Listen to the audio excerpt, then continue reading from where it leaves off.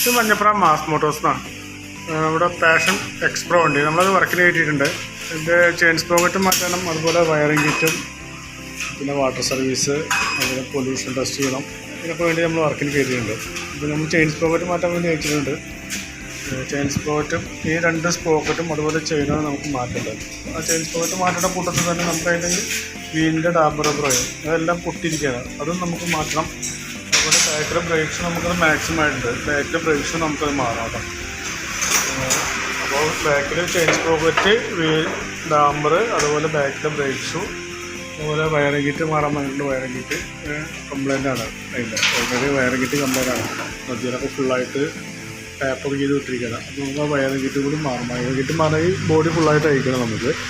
പിന്നെ pollution test പാസ്സാക്കണം, അതിന് വേണ്ടിയിട്ടാണ്. പിന്നെ വാഷിംഗ് ഫസ്റ്റ് തന്നെ നമ്മൾ വാഷിംഗ് ചെയ്തിട്ടാണ് വണ്ടി വർക്കിന് കയറ്റിയിരിക്കുന്നത്. വാഷിംഗ് ഫുള്ളായിട്ട് അയച്ചിട്ട് തന്നെ കഴിയുന്നുണ്ട്. ഈ സീറ്റിന് പറഞ്ഞാൽ അത്യാവശ്യം നല്ല രീതിയിൽ അഴുക്കുണ്ടായിരുന്നു. അതുപോലെ 2 സൈഡുകളൊക്കെ അയച്ചിട്ട് ഫുള്ളായിട്ട് നമ്മൾ വാഷ് ചെയ്തിട്ടുണ്ട്. ഓക്കെ, അപ്പോൾ നിലവിൽ വരുന്ന വർക്കിൻ്റെ ഒരു എസ്റ്റിമേറ്റ് കൂടി പറയാം, നോക്കിയിട്ട് ഒന്ന് റിപ്ലൈ ചെയ്താൽ മതി. ഓക്കെ.